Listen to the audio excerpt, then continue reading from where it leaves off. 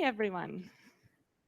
Great to see so many people in this room, so please find your seat.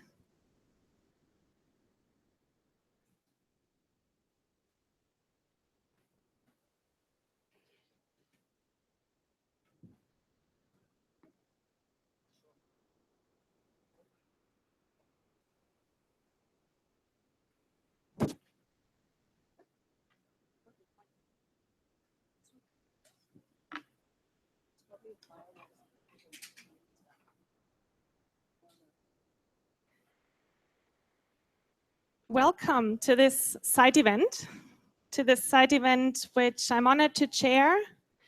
My name is Anna Leidreiter. I work for the World Future Council. And in this side event, we will explore today the role of renewable energy for implementing the Paris Agreement and to limit global warming to maximum 1.5 degrees, which we all still have to do lots of work about. So this is great to see the room already full and even more people coming in. There is one amazing thing about side events at COP. You really get the people in the room that want to hear your presentation because there's so much going on in parallel that those of you here in the room are really, really interested in this topic. Otherwise, you wouldn't be here and use your precious time to spend with us. So we are very honored, and we hope to bring across some key messages that are also helpful for you. The setup of this room is not the most interactive one, but we do our very best. And it's a great pleasure to see very diverse faces. The challenge of side events at COP is you don't know who's in the room. You prepare your presentation, you prepare a great panel, but you don't really know who you talk to. So we do 4 questions, and I would like to ask you to do just a little hand up so we have a better understanding who we talk to, and probably you also see the people around you so you know who you want to talk to. So who of you works on renewable energy already, in policy, in technology, in finance, whatever? Who of you works on renewable energy? Okay, that's, I would say, 2/3. That's great. And who of you is new, like completely new to the field and wants to know about renewable energy, and that's why you came here? Great, very good. You're our people today. Who of you thinks that renewable energy should be scaled up to implement the Paris Agreement? Wow, that's everyone. That's great. And who of you thinks that a vision of 100% renewable energy by 2050 is feasible? That's, I would say, 80%. Well, then we see what we do at the end of this. Because we have a great panel here today. This side event is chaired by 3 organizations, the World Future Council and REN21 and Greenpeace. And we have from each organization 1 representative sitting on this female panel to give some insights and to share their views on. And after that, we will have 5 experts who are already here, sitting here with us, who will have the opportunity to react to some of what they've heard, and also to discuss a little bit more in depth how we can help governments to actually implement this 100% renewable energy vision. So you see, not anymore, but we use, no, that's fine. We use Twitter. So we have colleagues, obviously colleagues who watch the Twitter stream, and if you have questions, if you want to have if you have some comments, please tweet them, use the hashtags that you see on that screen. That's the only tool we have to make it a little bit more interactive and engagement, but let's see how we work. For those of you who've been involved in the UNFCCC process for some time, as myself, You know that talking about renewable energy in this space here in the UNFCCC process is not a given. It hasn't been there for a long time, and there were only very few organizations, in, for example, Cancun, which was my first COP in 2010, who actually spoke about renewables and saw that as a solution. And last year in Paris, this definitely has changed. Some of you might have been in Paris. All of you have known the outcome. And you probably know that renewable energy played an important role in saying we need and we can do more than our current efforts. And here in Marrakesh, we're actually quite happy that this is taken up again. Tomorrow evening, there will be a big high-level event on 100% renewables for 1.5 degrees. So we have ministers, heads of states speaking out on that topic. And this is a momentum that we shouldn't lose and that all of us have to carry further. And this is why we want to discuss some of the insights that organizations that have been working on that field for a long time, a little bit more in depth. And I would hand over to my dear Laura Williamson. She works for REN21, and she is actually the person that enables, together with her amazing colleagues, that all of you can contribute every year to a publication which is called the Global Status Report of Renewable Energy. So every year we have this Bible of renewables, and all of you hopefully provide their expertise, contribute their views and perspectives and data, and Laura is the one making sure that it's all in this publication then at the end of the day. So Laura, over to you.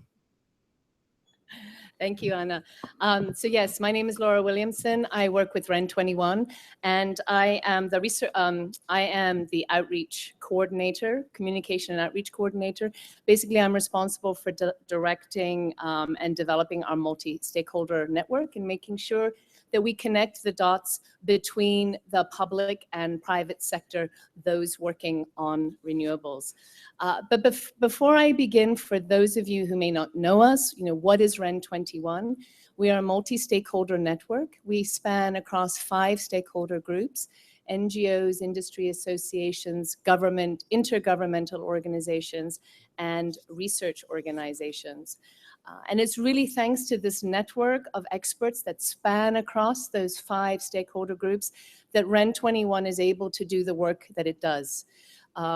We, over the years, have produced what has become known as sort of the industry reference report, which is the Global Status Report.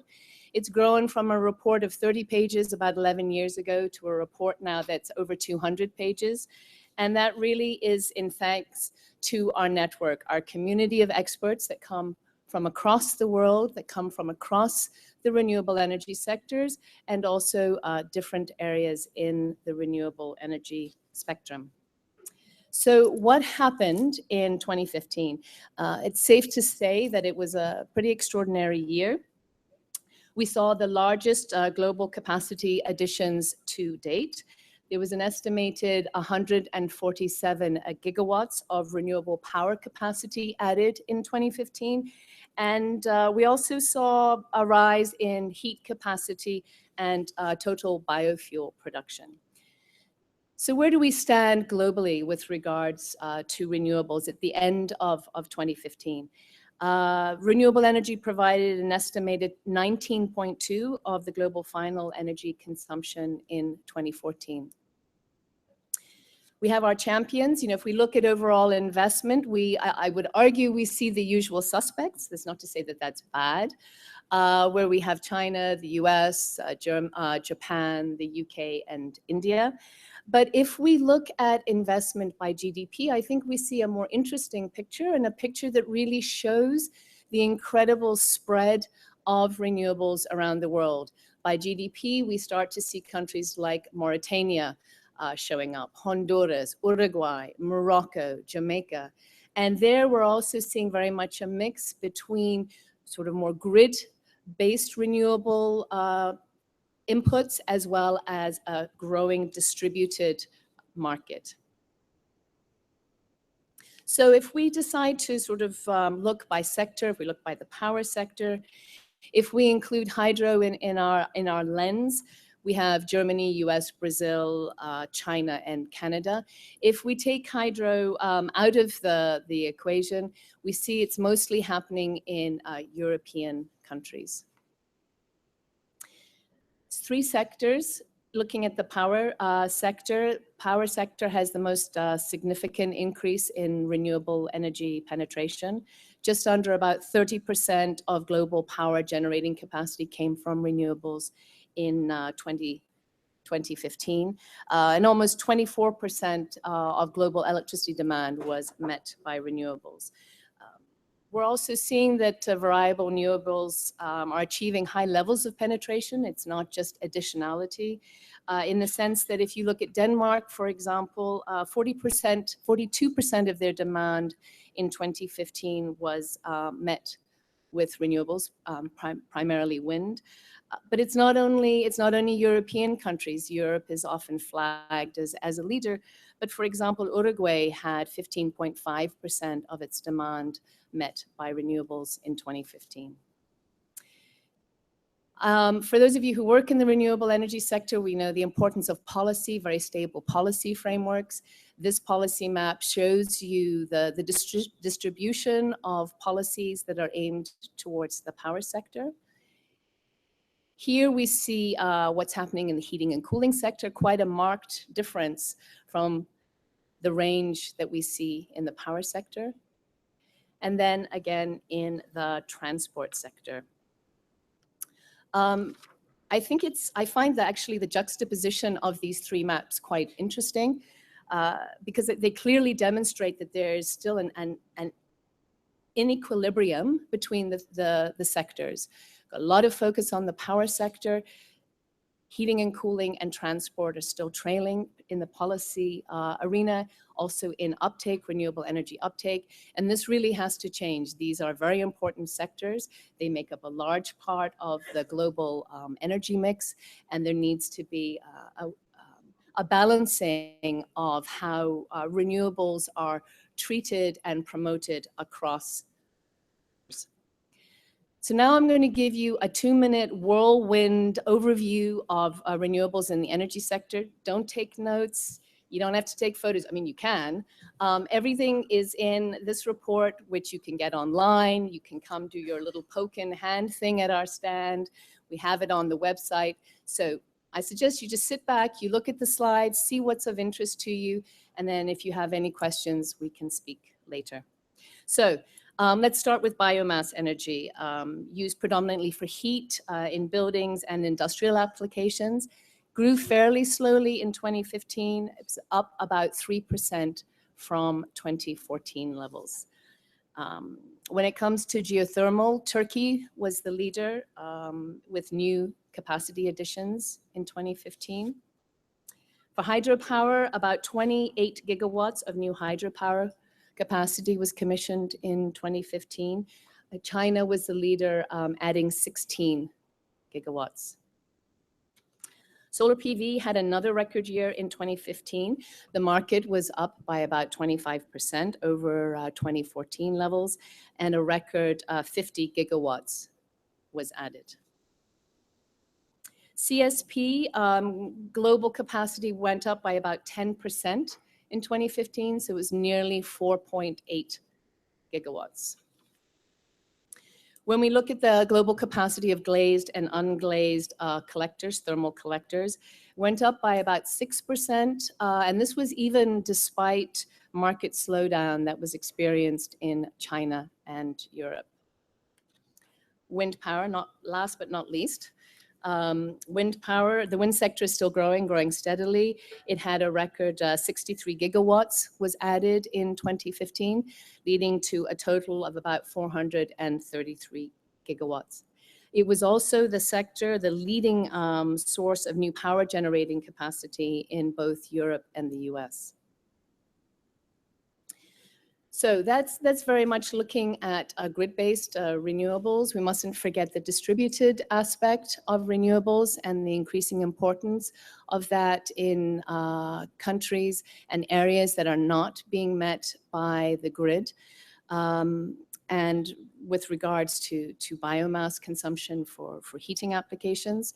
So for distributed renewables in 2015, the important role, as we can sort of see here in the statistics. DRE solar PV markets in particular continue to flourish. And what we're seeing is that as policymakers are seeing the importance of distributed systems growing in their countries, and the complementarity between distributed systems and grid-based electricity in particular, that we're seeing an evolution of sort of the policy types that are coming out. We're seeing dedicated rural electrification targets, and then sub areas, and then initiatives related to clean renewable cooking, which is also a very important aspect to address. In parallel with the uptake of the technology, we're also seeing an evolution or an increase in the investment in the DRE sector. Roughly 276 million was invested in off-grid solar companies, so just solar companies alone in 2015. With regards to the heating sector, it's a little bit more difficult. There's been about 400 million USD that has been mobilized over the last 5 years. The DRE sector, given the way it's structured, given the fact of its often very dispersed and low-level use in the sense of quantity of energy that is consumed, makes it a very, very difficult sector to track. So this is sort of a starting point, and the hope is that as these systems evolve and policy structures evolve, that we will be able to provide more information on what's happening. We're seeing continued growth in RE jobs. IRENA estimates that by the end of 2015, there was about 8.1 million jobs directly and indirectly created by the renewables sector. Investment in renewables has been a bit bumpy over the past couple of years, but we saw a really superb climb in investment in renewable power and fuels, 285.9 billion in 2015. And so now that was more than the double. So the global investment in new renewable power generating capacity was about double than what was invested in coal and natural gas fired power generating capacity in 2015. And this difference is the largest, this difference in favor of renewables is the largest that we've seen to date. So within the investment side, the biggest highlight was the fact that for the first time ever, we saw more investment happening in developing countries than we saw in industrialized countries, and really demonstrating sort of the uptake of renewables across the world. Quick, take the photo. There we go. I can change my slide now. Except now it won't let me continue. Oh. So another slide, the next slide I really wanted to show was energy efficiency, making sure that we don't forget about energy efficiency and the important role it plays in ensuring that we have high uptake of renewables. I see the slides here, they look fantastic, but you don't. So we've sort of been talking at the larger level, really looking at what sort of the national situation is. Mustn't forget about city and local governments, renewable energy policies, really continuing their influence in the global energy transition. Using really a mix of regulatory policies and mandates, direct purchasing agreements. So they're also a driver at a different level, a real driver for a renewable uptake. And my colleagues from World Future Council will be speaking more specifically to that point. Can someone from the technical part can help? Thanks. See if I can see my things here. This encourages you now to pick up one of these because you won't see my great slides. We're also starting to see increased interest in the local energy generation, so sort of what people are calling community renewable energy. At the moment, most projects are focused on electricity generation, but we're starting to see examples for heating and transport. So it's not showing.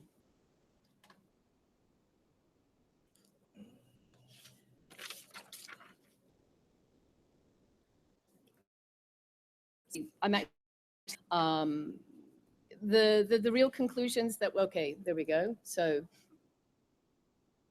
you want to go? Yeah. All right, click. Me click, you click. All right, so there's the energy efficiency policy slide. There's the empty slide. It's all right, we're fine, I'm almost done.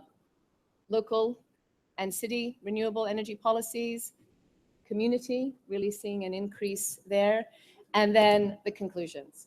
So we've got the largest global capacity additions from renewables to date. This is good. We need to do more if we're serious about leaving fossil fuel reserves in the ground to meet obligations under the Paris Agreement. Has to be more emphasis, there has to be more emphasis on the heating, cooling, transport sectors. They are really being, the focus is not yet strong enough in those sectors, and we need to build a more flexible system in order to build on the various components: centralized, decentralized, renewable energy, community power, contribution at the city level. So thank you very much. Thank you. Thank you, Laura.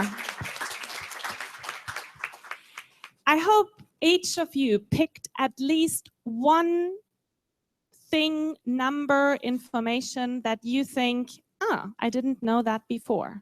Is that the case? Lots of nodding heads. That's great. Thank you, Laura, for this encouraging outlook. I think what you told us is that the renewable energy sector is such a diverse sector. We are not only talking about energy, electricity, but actually all sectors. We're talking about not only production, but also efficiency. We're talking about different stakeholders. And it was really, it's the policy that matters. Yep, it's the policy matters. It's really the it's stable policy environment, which I think few would argue with. And it's the policy development to happen in the transport, heating and cooling sectors. And the other part is system integration. We need to stop thinking in silos. We need to stop thinking by sector. We really need to focus on system integration if we are to achieve, whether it be the SE for all, the SDG commitments, or for those who want to strive for 100% renewables, system integration is central to that process. Well, that's actually a good start for my colleague Irene Garcia from the World Future Council, because Irene is the lead author of a new publication that we want to introduce to you today. The World Future Council, the organization we both work for, identifies and spreads policy solutions.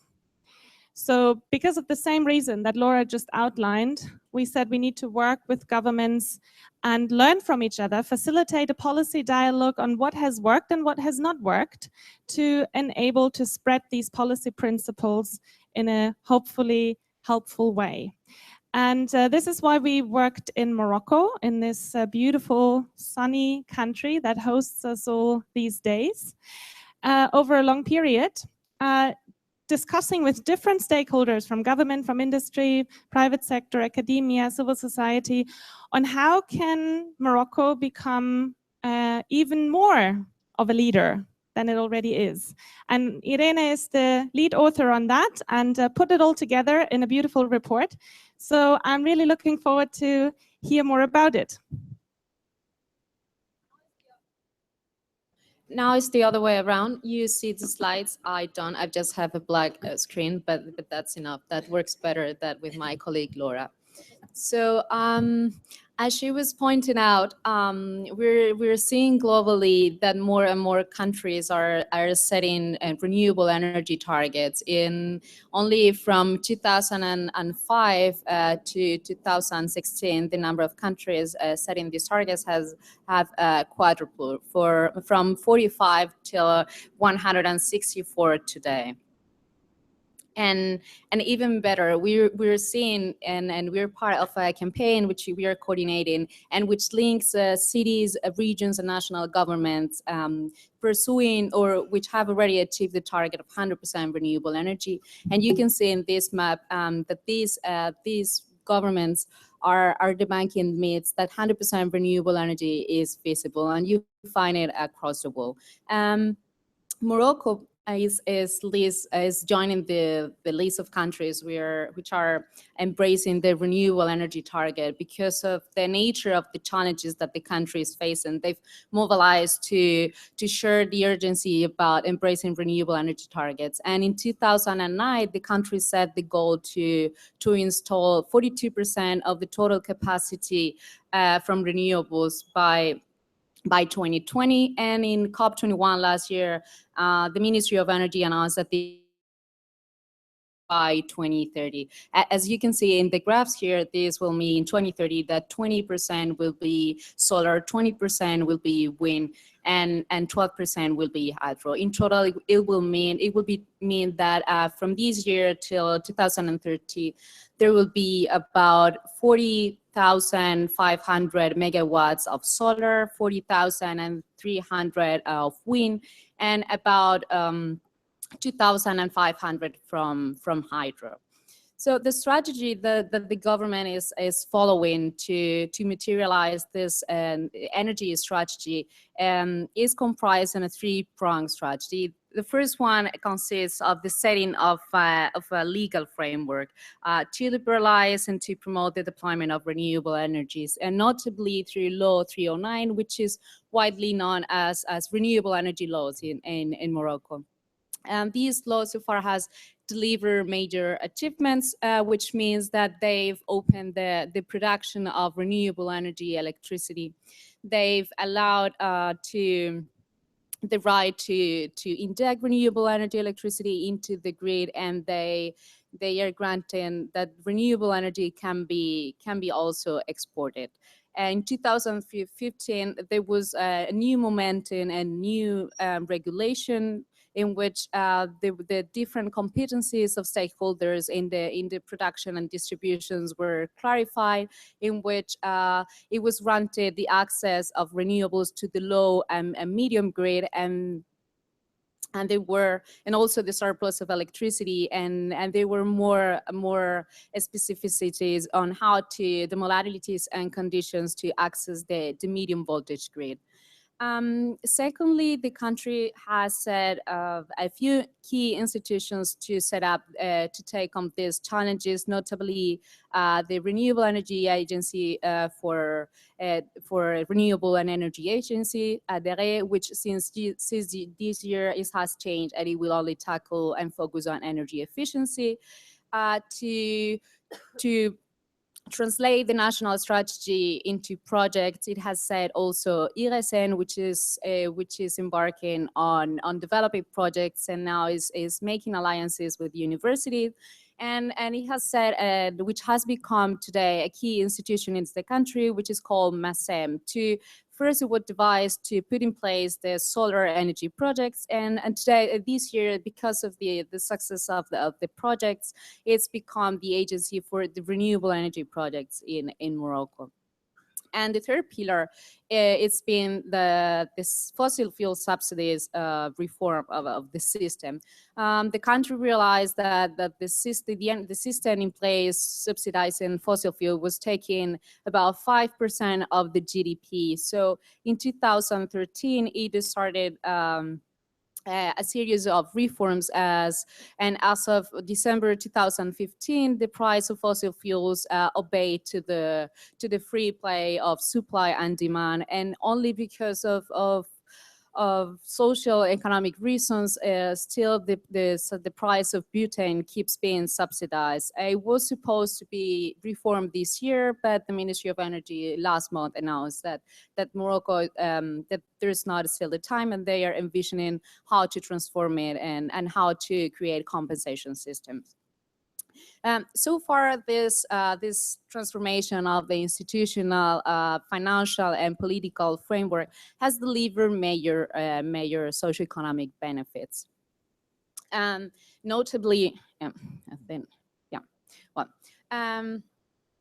notably on the wind energy program, we can see, for example, Tarafaya Wind Park, which entered into service already. It is supplying 1.5 million households. It's become Africa's largest wind park, and in the area in which it's been installed, it has achieved 70% of local and regional integration, and it is creating little by little an industry around the wind energy, training people and created added value in the territory. Also, it is implying the wind energy program is implying that the country will save $5.2 million every year, and equally in CO2 emissions. Regarding the solar program, the Warsa said the first phase, Nur, which is called Nur 1, Nur means in Arabic light, it has already achieved also 42% local integration and created 2,000 jobs, notably in the public and construction works, which were taken by Moroccans. And when it will be finished in 2020, it will provide renewable energy electricity to 1.2 million. And together with this, in 2013, where the government hadn't already had the time to put in place the projects and hadn't set the target of 52%, they estimated that in total until 2020, the country will create up to 30,000 jobs, which this is something that is very beneficial for the country, where despite having achieved major socioeconomic benefits over the last decade, it still has it has an unemployment rate of 10%, and even for university graduates is twice this rate. Also, the country, okay, yeah. So also the country, well, yeah. It's focused the economy on non-exportable sectors, and it has last year has a 6.6% of trade deficit. So renewable energies are helping to tackle these challenges. But Morocco can and must go further and faster. It still has an electricity energy demand of 6.6% over the last decade, and it's gonna be 35 more. It will be 5 times more in the 35 years. It's still importing 90% consumption, and it has a huge solar and wind capacity that it could easily mobilize. And we can see that actually those are the prices for the wind and energy projects. And we can see, for example, in the integrated green project, that the price is 0.35 dirham, and as opposed to 0.97 of the fossil fuels over the last decade. So it is more than 3 times more competitive than the price of fossil fuels. And even for solar, like the stakeholders we talked to in Masen, they were surprised that the price of 1.5 was beyond any expectations that Moroccan authorities could have. So what's keeping Morocco from going 100% renewable energy? The discussions we've had with the different stakeholders in the energy sector in the country, in workshops, parliamentary hearings, and consultations have all pointed out that it is policies. They've pointed out to some political, economic, technical, and cultural challenges that really need to be addressed if the country is to meet the 1.5 degree of the Paris Agreement, and if the country is to tackle its energy challenges and its socioeconomic challenges. So this is the roadmap that the energy stakeholders have elaborated, and they consist basically on 4 pillars. The political pillars, which implies that the country need to set the target of 100% renewable energy, to give the vision, to give the commitment, and to set a roadmap where there are not competing political targets, and where each stakeholder know what's the role and which place, which can they play? In this political pillar, it's very important that the Moroccan government supports local programs that mean strengthening local stakeholders, cities, small and medium companies, and citizens. That if they want to go renewable, they can go renewable. That also means following a more decentralized and territorialized approach, and it also means ensuring and place a strong emphasis of self-producers. As the legal framework is right now, there is not financial and legal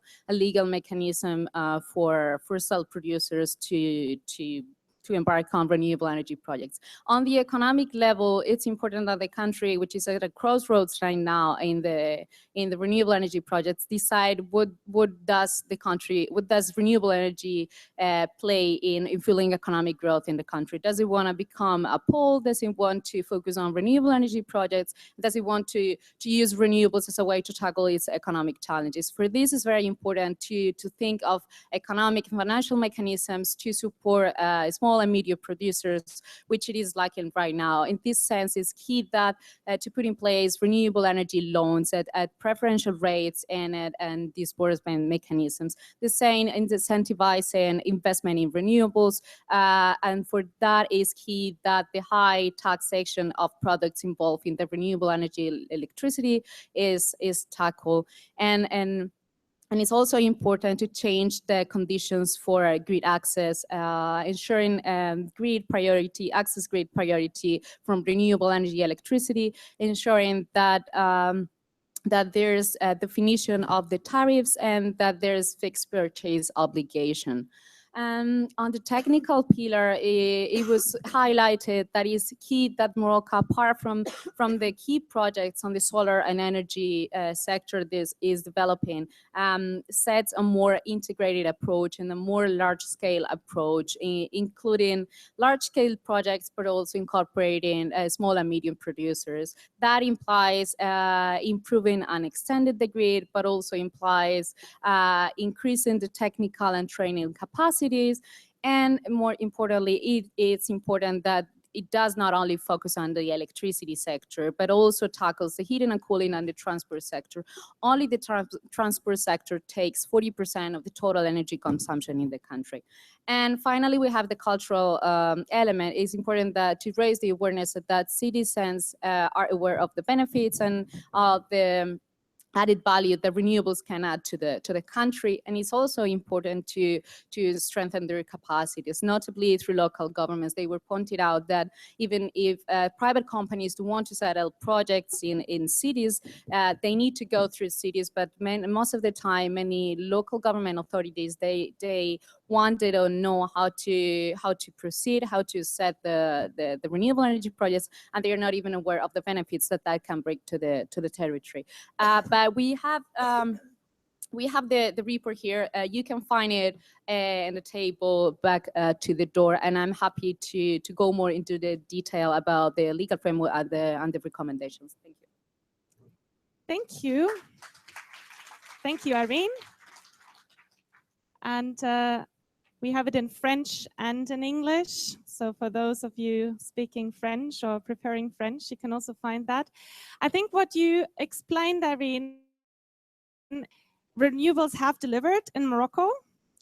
And Morocco is a clear leader in renewables in the region, on the continent, and in the world. But it hasn't implemented a system change. This is what you're saying. And the legal framework is important in order to achieve this system change. And we will come back to that later in our conversation. And already now, Kaisa will talk about this a little bit more in depth, how this system change will look like. Kaisa from Greenpeace International. We have some more colleagues in the audience, as I see. And I must say, Kaisa is probably the most knowledgeable person I know in the UNFCCC process about technical and politics behind the scenes.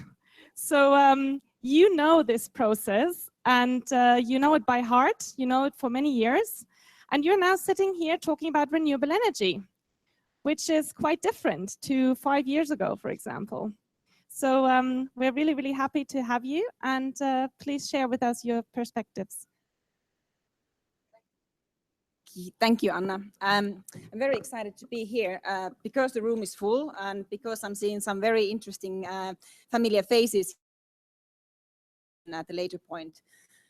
What I'm not enjoying so much is that it feels like home, like I was in a sauna in Finland because I'm from Finland. So I hope it's not as hot for you back there. So I'm going to talk about the theory of 100% renewables. How can we get to 100% renewables globally? What does it require in terms of the system change, different technologies, different assumptions behind, and how do they need to interplay? I'm gonna start with a little history. I mean, we started this work as Greenpeace, I think 20 years ago, or some of my colleagues, and I think one of them is actually in this room, got frustrated with the fact that the most authoritative body on energy information, energy analysis globally, the International Energy Agency, was every year just predicting the grim future. Like every year we would get the World Energy Outlook, and always the outlook looked very grim. Fossil fuel demand would grow forever, and there aren't really alternatives. Renewable energy would always remain this very narrow line at the bottom. So we decided as Greenpeace, together with the industry associations at that point, that we need to start developing, different visions, the kind of, better future that the policymakers could then start to head towards. Because if you don't know what could be the alternative future, how can you even try to, find the way there? So we started with doing technology roadmaps for solar and wind, and then later on started to develop more comprehensive overall energy system modeling. The first one was for Europe, I think in 2005, and then we moved into doing global and regional and national scenarios also for other parts of the world. And last year was the latest release of our report, where we for the first time mapped out a pathway to 100% renewables globally, which we in this report achieved by 2050. Now in the aftermath of Paris, where we have a new a stronger temperature goal of 1.5, I think in the next edition, we need to get to 100% renewables globally, even faster than that. So keep that in mind when you look at the timelines. But it seems like there certainly has been, a need for this kind of modeling, because policymakers indeed want to know how the system works all together, and not just how individual technologies. And when we haven't done this in a bubble, we have tried to make this as useful for national policymakers as possible. And this is what I'm also here for today. I'm going to invite you to a speed dating with our energy revolution scenario, because in the next 10 minutes or so, I will go through a lot of things in a short period of time, not so that you would remember everything that you saw or heard, but you would get interested in this piece of work. You'd want to get engaged with it, and you would perhaps build the relationship, show that it brings value to you, and perhaps you help us to make it even better. And the good news, of course, is that once we started doing this, we soon realized, and others realized too, that actually our predictions of how solar and wind would grow and develop were actually more accurate than those of the IEA, much more accurate. And even in the real world, the growth of solar and wind exceeded our projections. So that has been inspiring over the years. So what is the transition logic of the Greenpeace energy revolution? So we started with 7 steps approach, where we first defined the natural limits for the scenario we wanted to do. So zero CO2 emissions globally by 2050, and fossil fuels restricted to the limited amount we can use them anymore, considering the limited carbon budget.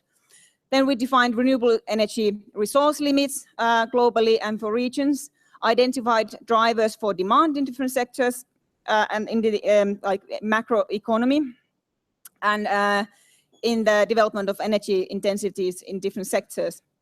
Then we established timelines for implementation in terms of how the power market power plant market development could look like and how the future market projection overall to these technologies could look like. Then we identified the required infrastructure this new kind of an energy system would require, and then we identified the required policies to get there.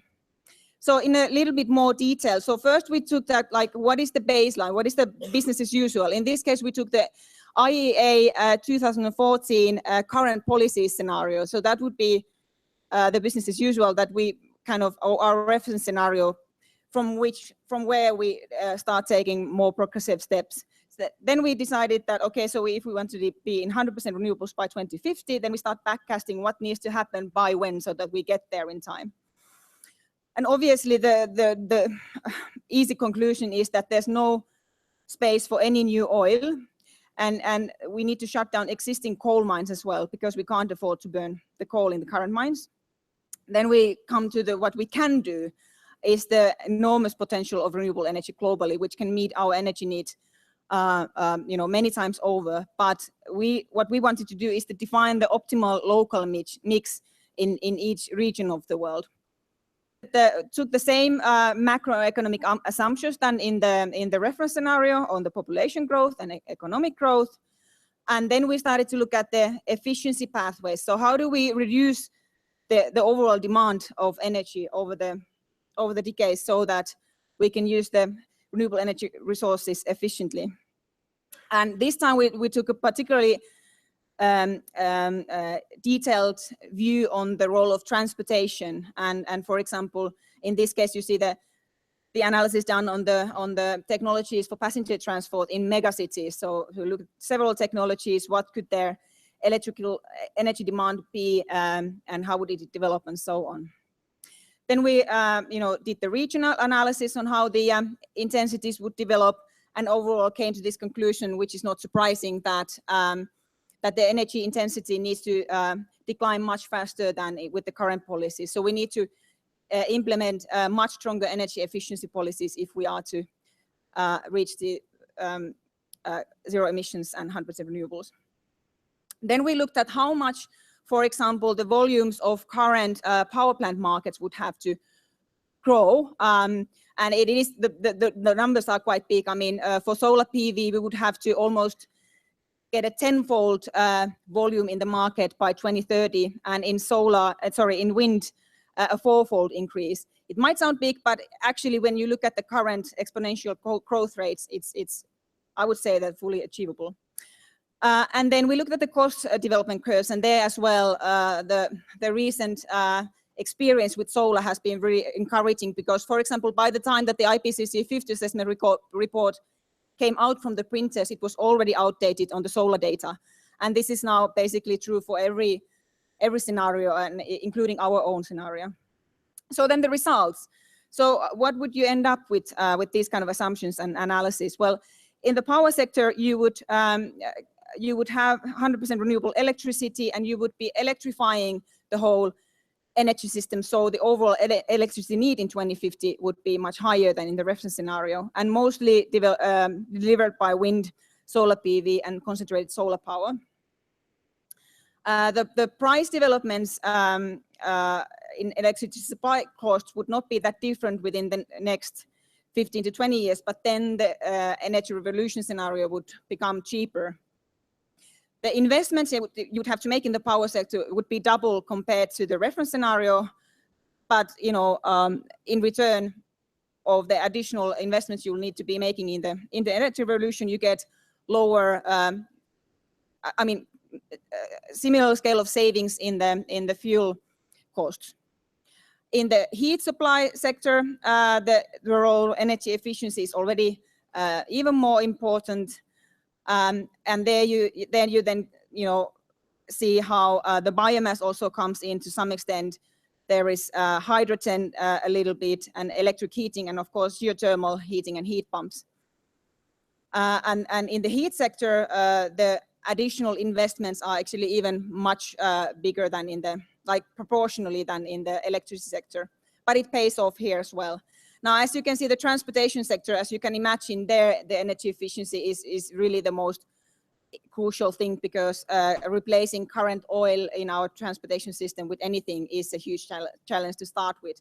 And what we are doing is primarily electrifying the transportation system, but there is some hydrogen as well, and a little small role for biofuels and synthetic fuels. As a result, we get an energy system that is zero CO2 by 2050, and we get, for example, additional jobs in the order of 20 million new jobs by 2030 compared to the reference scenario. And the infrastructure, obviously, when you start to design for 100% renewable energy system, it works differently than the one we currently have. That is, like in, for example, old OECD countries that are heavily based on a centralized system and base load and so on, where the renewable energy kind of is added on top of the old system, and the limitations will come early and won't able higher than 25% share of power. Whereas if you want to reach 90 to 100% renewables share in power, you need to design the whole system so that it enables the flexibility as it's combined with storage, transmission lines, demand side management, and other means. And then we are, illustrating how this would look like in practice when you combine, the installations in your house or the wind power plant, further away, and so on. Then we outline policies that have been discussed already today that I don't go into so much here. So to conclude, it can be done, it must be done, and it actually must be done much faster than even here, and it's already happening. And I'll start with a couple of positive notes about how it's already happening. I mean, Anna already referred to all the companies that have already signed up to 100% renewables. We've heard new announcement during these 2 weeks, and perhaps that we might hear new ones tomorrow. And I mean, when the investment banks start to sound like Greenpeace, I think we are already on a good path. And when the biggest, old companies start to sound like Greenpeace and suggest that you can do your own energy revolution at home, this is getting really exciting. But now, as we move to the panel discussion, the reason why we wanted to move from theory to practice is that, for example, my personal experience in Finland was that we currently have an energy ministry who wanted for the first time to do a roadmap for Finland on 100% renewables. But like, let's look at it. Okay, 100% renewables, let's say by 2050. What would that mean? How could that look like? And so on. And we, from the civil society side, try to help them as well. Try to collect, experiences from different sides and so on. And we realized it's not so easy actually to find the support, because a lot of the support is kind of policy support and technology support that you find is sort of technology specific, sector specific, or policy specific. But when we come to the system change that we need to see, then are our institutions fit for purpose, who are supposed to be advising governments and subnational governments and so on. And that is the main topic we want to be discussing here today, which is why we've invited interesting panelists here, on top of which I'm seeing that in the audience we also have additional practitioners that we will hope to bring to the discussion as well. Thank you, Kaisa. Encouraging news, and as you said, it all sounds really logic and simple in a way. But this is why it's to discuss exactly the questions that Kaisa just outlined. So I would like to invite our panelists, Anders from Sweden, Arturos from REN21, Cedric from the IEA, Boris from German Watch, and where we have Jukka. Oh, sorry. And we would co-host this panel together. And we ask you to sit a little bit back from the, yes, you can just choose your chair, which one you prefer. We ask you to sit a little bit back off the table because we try to make it not a static, one-to-one conversation, but actually a multilateral conversation. So I'll go on the other side probably. And again, I just saw on Twitter that some of you are already tweeting. That's great. Please also tweet your questions that you want to see raised here. The hashtags are on that. And you're more than welcome, and we try to engage. So Anna, before we actually start the panel, I would open the floor for some comments or questions based on our presentations that you just heard. And I would actually invite one comment from Professor Christian Breuer, who I see in the audience, who is doing a very helpful work at the moment with his international team in challenging the Greenpeace energy revolution scenario, in the sense that they are already reaching or showing how the world power system could work with 100% renewables in 2030. And they've just opened a new simulation tool on this. So I wanted to give Christian you a couple of minutes to invite people to familiarize themselves with this website. Okay, many thanks. I hope you can hear me. Okay, I'm Christian, I'm here. First of all, many thanks for the presentation, what we saw here. What is my role as a researcher is to see how 100% renewables work in a 1 hourly resolution, because this is lacking what we see, honestly, in all global reports, that they do not take into account what happens on an hourly basis. And of course, it's most important because the future system is based on solar energy and wind, and we know that these resources are fluctuating. And most of, I think I can say, every global energy scenario, they do not take batteries into account, but they're most important to get such a system running, and electric vehicles not on a timely resolved basis. Due to that, I wanted to do this. And then the second thing is what we typically don't see in global scenarios. I always say global scenarios because on national scenarios we see that. But on global scenarios, we don't see what the system cost is really. We typically see what are the investment costs, but we don't see how the power sector evolves. And why this is so important, we do this on hourly resolution. We do it currently for 90 countries, which is more or less all relevant countries in the world. In a 5 years resolution, how the energy system from today to 2050 with net zero emissions can be changed. And what we found so far in all countries, we did it for Morocco, Saudi Arabia, Turkey, and Ukraine. And in all countries, the system cost went down. We can phase out coal, we can phase out gas, we can phase out nuclear. It's typically replaced with solar photovoltaics and wind, and the system cost go down. And this I typically do not see in the reports. And due to that, my question in particular to the audience, when we have also, because we need it for our work, a global power plant database, more than 160 power plants which have been invested historically all over the world.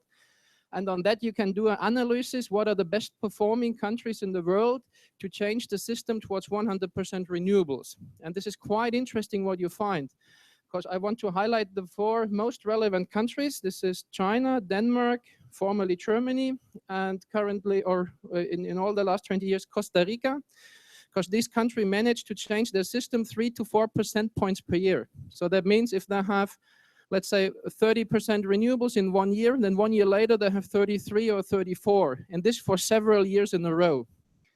And my question would be in particular how to empower all the countries in the world to have really strong policies to be on this track. Because the point is, if we would be on this track, then the system would be changed in 25 to 30 years without stranded assets, which of course is most important.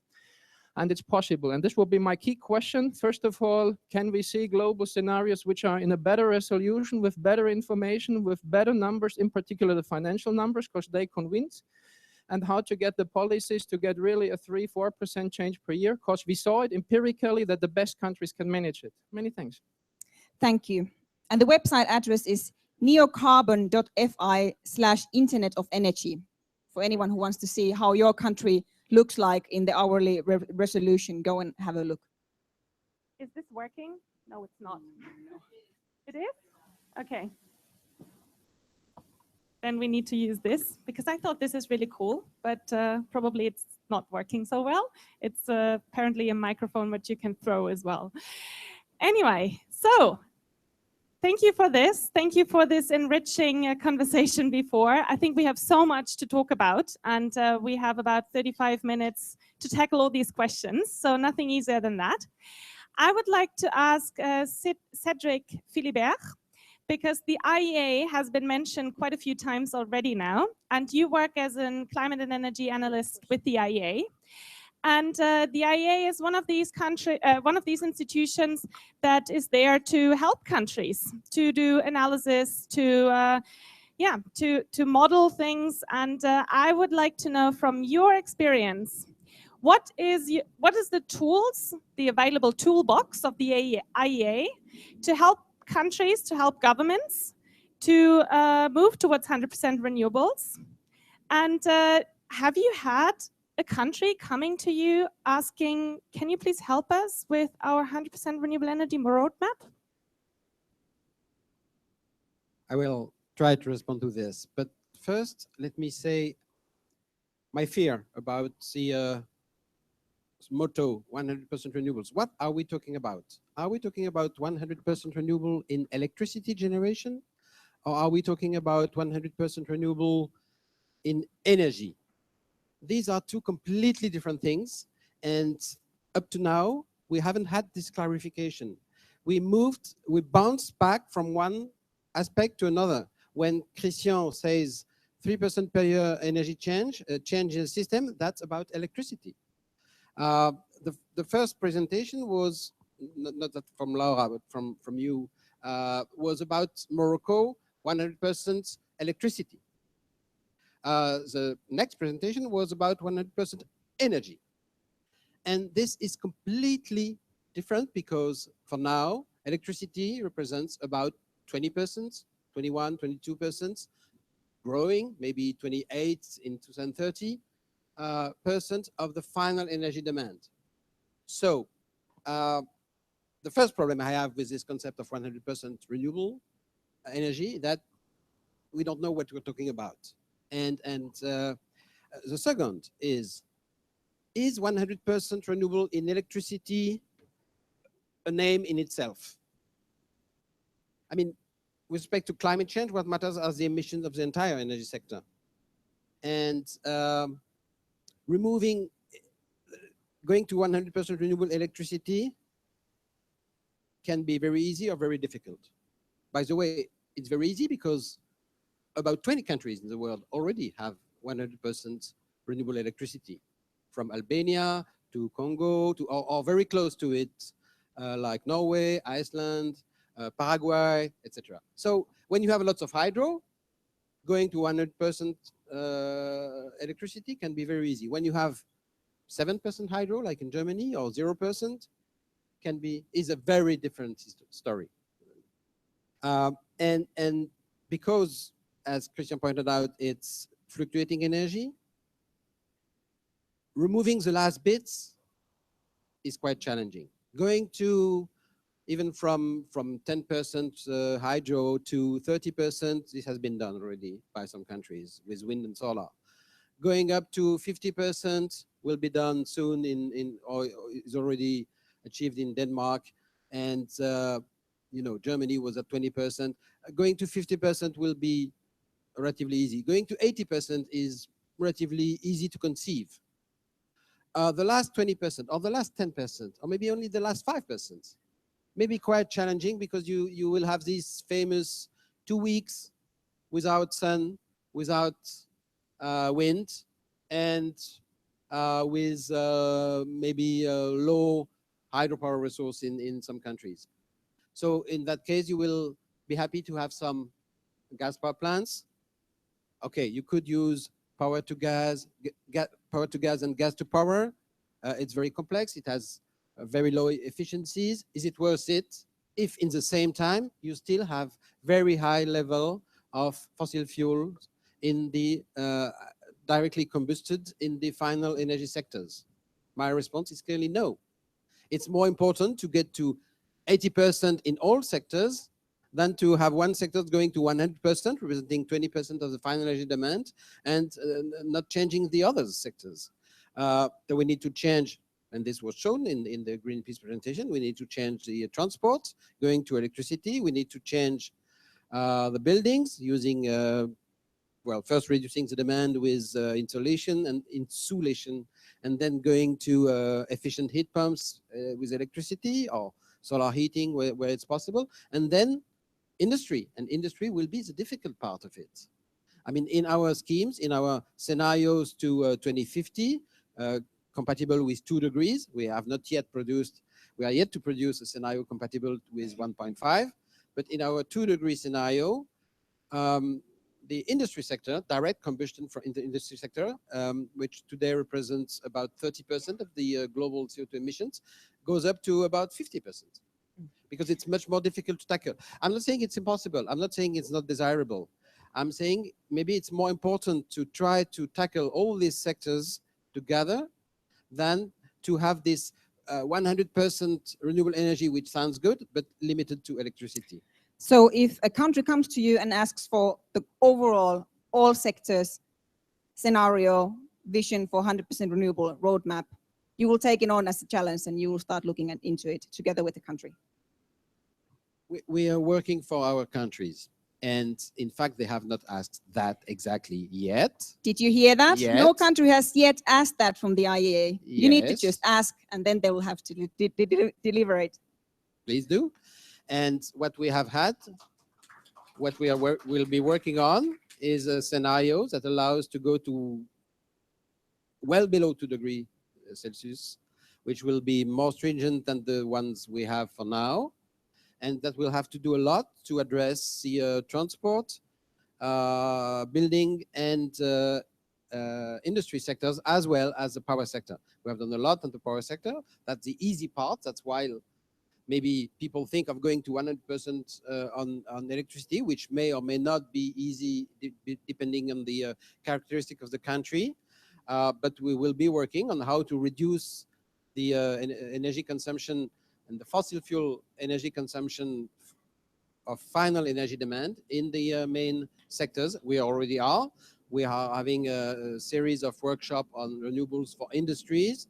In our scenario 2 years ago, based on electrification, we had looked at electrification of transport beyond the light-duty vehicle, which is the easy part, in fact, but looking also to the heavy-duty vehicles and how we could electrify highways, etc., etc. So yes, we're working on that, but no, nobody has asked us explicitly to go to 100% renewables, and it's maybe just a little, in a way, premature, because let's go first to 90% and then we'll go to 100. Okay, thank you. Jukka Uosukainen, you are the chair of the director of the climate technology, and I always get the name wrong. You can say it. Climate Technology Center and Network. Right. Yeah. So you are the operational arm of the UNFCCC technology mechanism, hosted by the UNEP and the UNIDO, and the center promotes the accelerated transfer of environmentally sound technologies for low carbon and climate resilient development at the request of developing countries. Now, if a developing country was seeking for support from you through a technical assistant request on how to plan for an energy system that runs fully with renewable energy, what would you have to offer? What kind of analysis, policy support, capacity building, or other? Good. I start with the disclaimer. There are 2 women grilling all-male panel here. And I see that the people are taking photographs.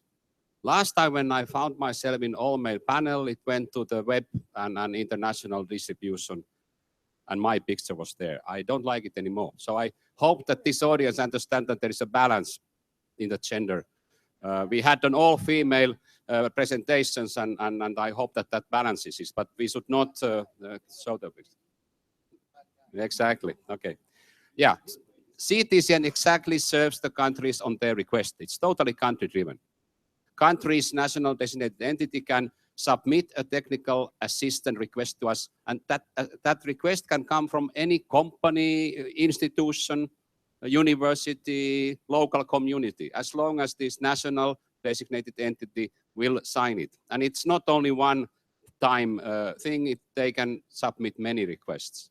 So far, we have had requests which are near to that kind of policy making on renewables. I mean, we are helping Uganda to make a new law and regulation for geothermal, Tonga to look at the energy efficiency plans, master plans, and so on. But none of the countries have yet submitted the technical request or a whole holistic countrywide a kind of macro plan for renewables 100%. And I agree that many countries have more immediate needs. They need now a urgent answer to some of the specific priorities which are stipulated in the national determined contributions and those NAMAs and NAPs which are there. So maybe we can see now these kind of immediate needs and we respond to them. I mean that we have received 150 requests so far, of which half of them are mitigation related. And it is indeed very long term when we talk about 2050, what then needs to be done.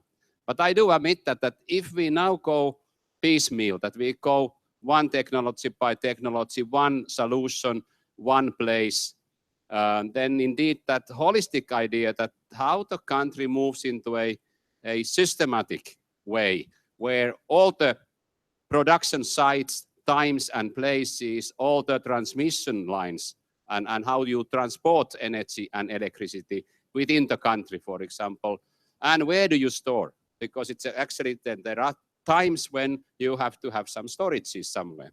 And I hope that our work would not harm that overall long-term goal. And I'm happy if some country would come to us and say that please help us in this holistic planning. Did you hear all that? And I just end by saying that I doubt that the big countries would do it. It's a multi-million work planning. As you said also that it needs so many different institutions to come together that pretty heavy work. If all of you go back home to your country and make sure that your governments are asking for that, you have here the institutions that can deliver if they are asked. So we can make change with this side event by all of you being here and go back home and asking for that. And what I found interesting in what Jukka just said is that it's not just countries who can make the requests, it's also a coalition of, for example, academia, private sector, and so on, who will have to go through the national entities, right? But who can also submit. So if you are too busy as a government, or you are part of an, a company or an NGO and want to pull this coalition together and go through a national, focal point, that's also the way forward. Now we have actually someone from a government sitting here from Sweden, and Sweden is one of the countries that have made really bold commitments just recently. The country has announced a 100% renewable electricity target by 2040. What are your steps, and are you actually implementing a system change? Yes, and thank you. And maybe more relevant to that respect would be the target to be net carbon free at 2045, which then of course would be all inclusive. 100% electricity is perhaps, well, it is of course challenging also for Sweden, but Sweden has great opportunities to that respect, of course. Well, I would say that we have to remember that in order to achieve this, you need a mobilization in the society, first of all. I really want to stress that. And it is helpful that we have a cross-party. This is derived from cross-party agreements. It's not yet adopted by the parliament, but since there is such a strong political backing, we expect the parliament to adopt it in the springtime. So I think we are very much on our way. The challenges and there is a great mobilization in Sweden at the moment. Municipalities are all in, I would say. Industry as well. And we have to remember that parts of the Swedish industry is very energy consuming. We have actually steel industry, and they have, of course, a great challenge because some of or most of their emissions, also cement industry, most of their emissions are process related.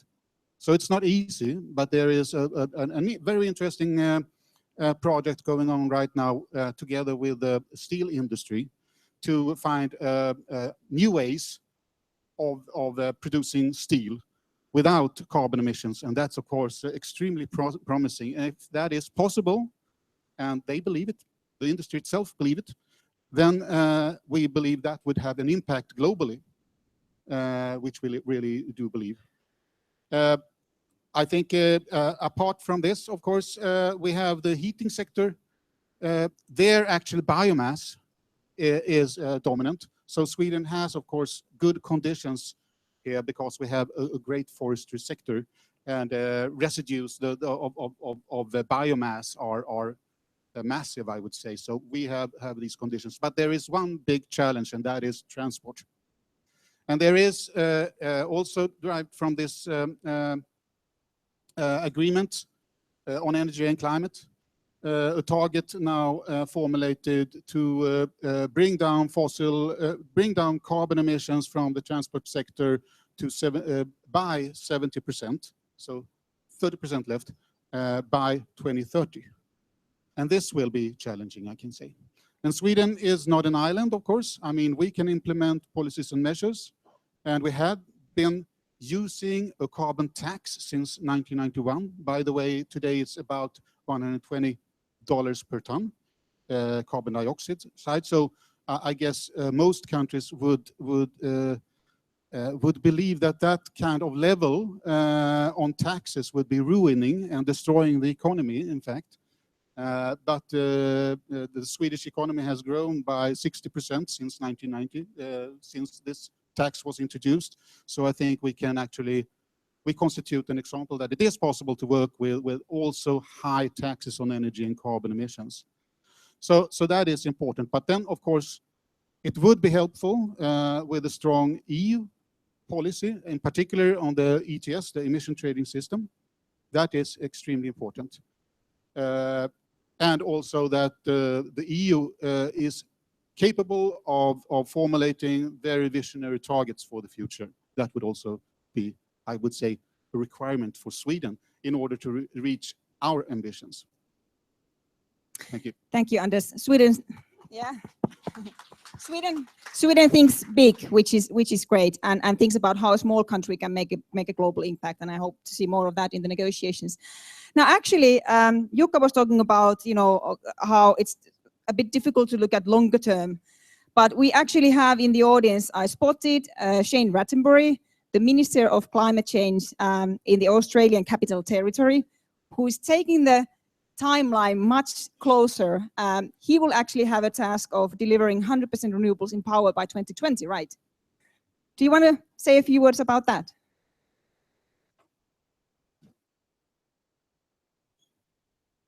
Thank you, Kaiser. Good afternoon, everybody. Well, yes, we have adopted a target 100% renewable electricity inside 4 years from now. And we have signed the contracts, and they are now building the turbines and the solar panels to deliver that. So we will have it in place. The advantages of doing this for us, obviously, aside from reducing emissions, and we have a goal to reduce our emissions by 40% by 2020. So we must find ways to achieve this, and renewables is the easiest way. And as our friend from Sweden has just said, after that it will get harder for us because then we must start to tackle transport. But we have signed contracts for 20 years. We did it through a reverse auction process. For our consumers, this means they will have fixed price electricity for the next 20 years, which from a consumer point of view is a fantastic outcome. We have also signed it such that if the companies start to make super profits, they must actually give them back to the government. And so we are putting in more benefits for consumers down the line. So it's a very effective strategy. It is one that we think has been very successful and means we can get there on quite a fast timeline.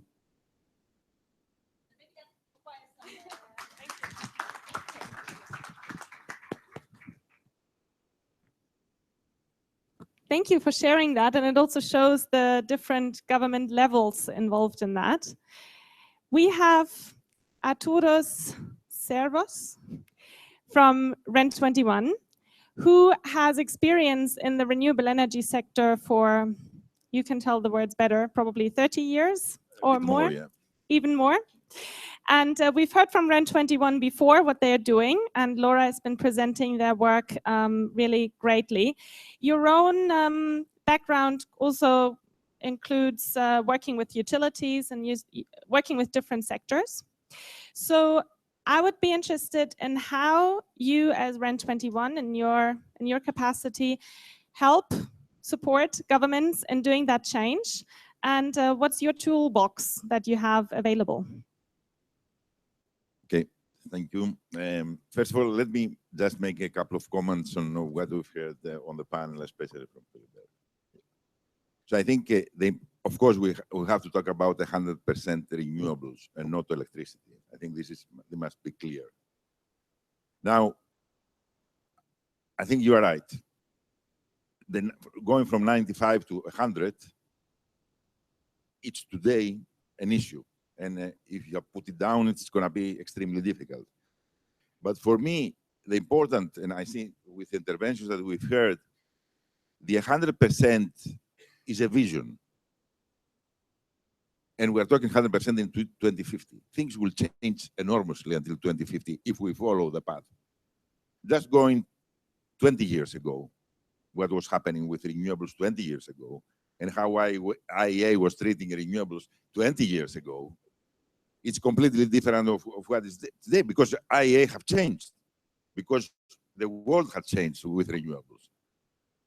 The story is having the vision of 100%.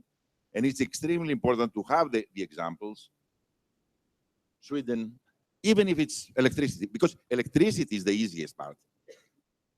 Easiest in a way, but it's sure that on the other hand, we cannot go to that direction without talking about the transport sector and talking about the heating and cooling, depending on where we are, because heating is the part in Sweden, but cooling is going to be here or in other parts of the world.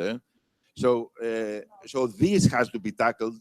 But I am confident, and you showed with the energy revolution, which is in which edition now, I don't remember anymore. There's the 5th edition, that this is feasible. And we have to see that it's happening, and we see it's happening in many parts of the world. And I think this gives us the big story. So you said about the utilities. You finished your presentation with the CEO of E.ON.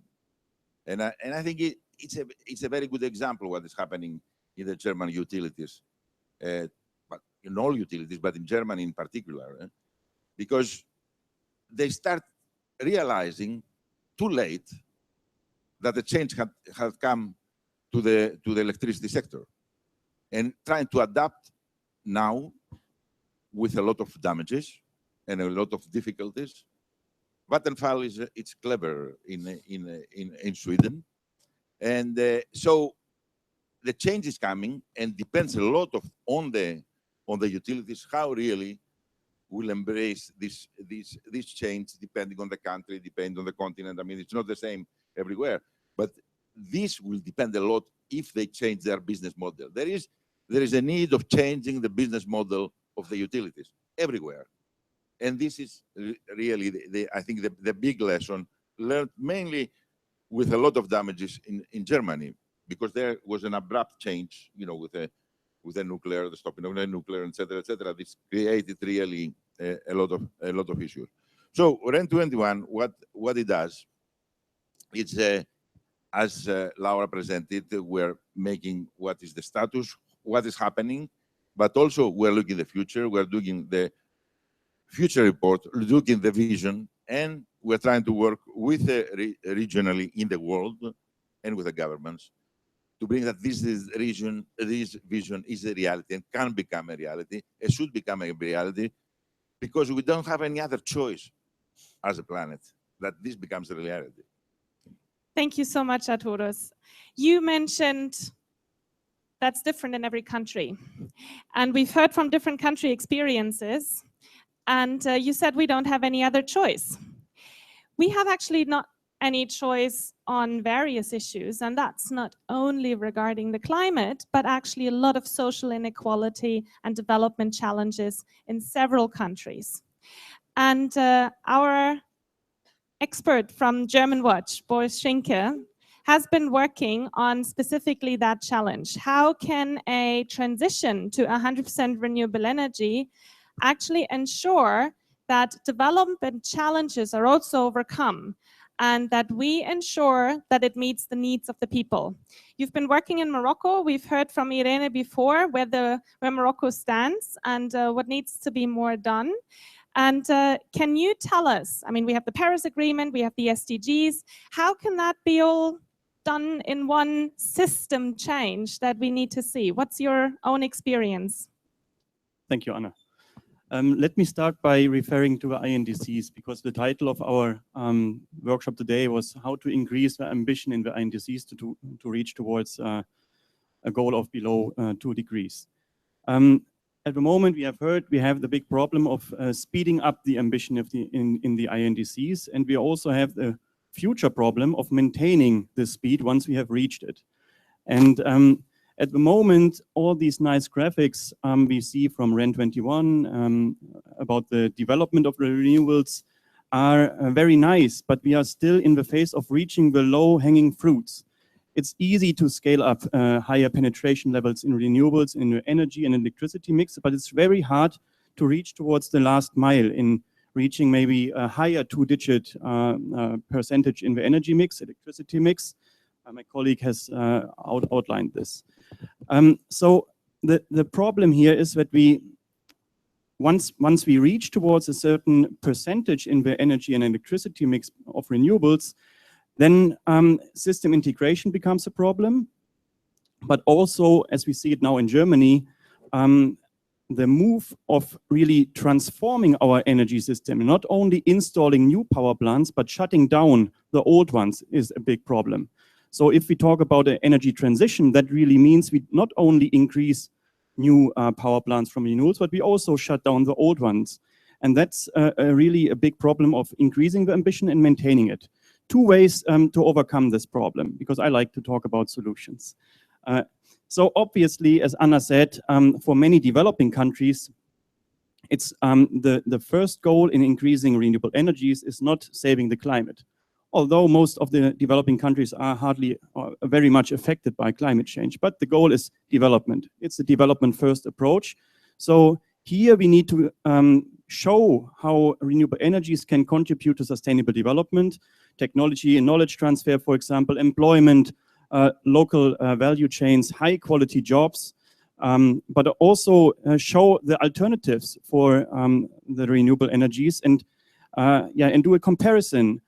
If we talk about air pollution, obviously solar and wind don't pollute the air, otherwise would have been polluted by fossil alternatives.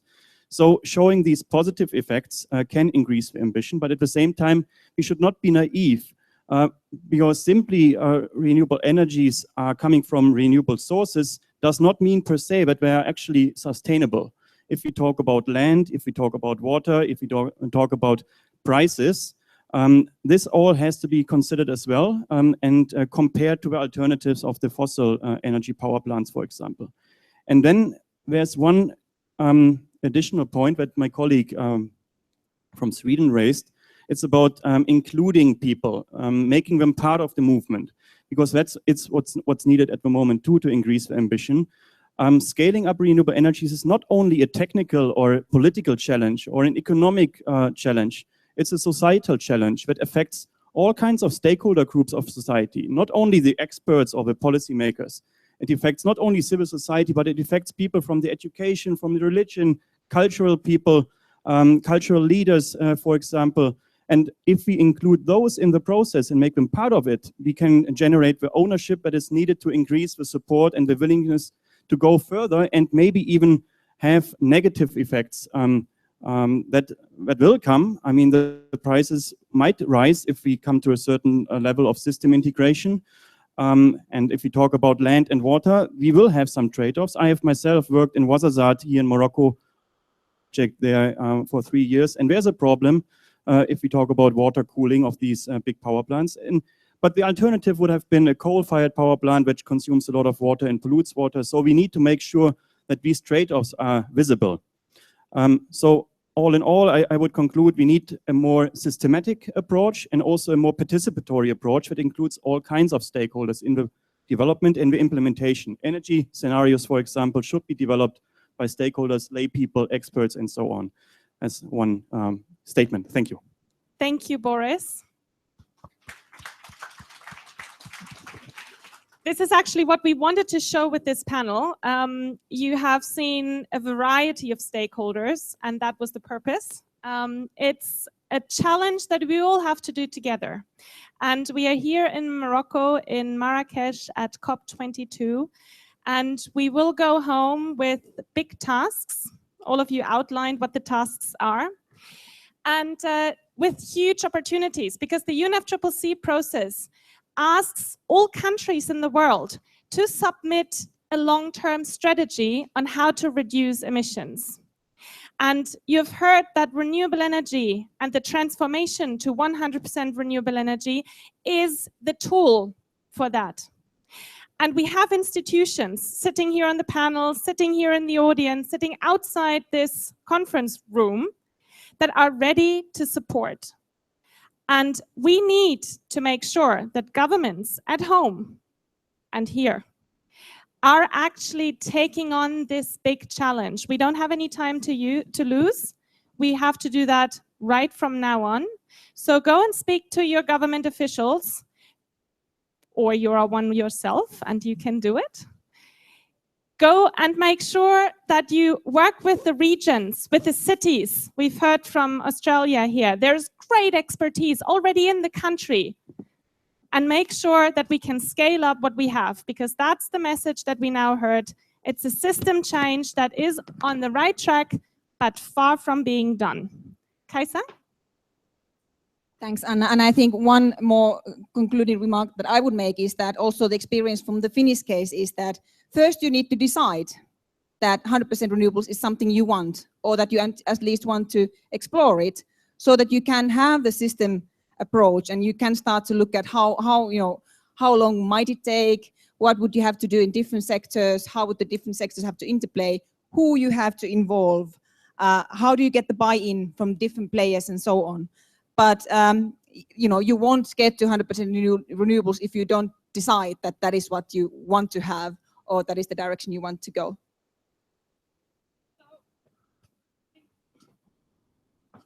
We would like to thank all of you to be with us. It has been a pleasure, and we would have loved to have that in a big circle and all talk together and discuss that. And I'm sure there are lots of other opportunities. You find people in the hallways. You have more events coming up where you can all pick us, either of the panelists, to ask more questions. So thanks a lot, and have a good lunch break. And thanks for our panel.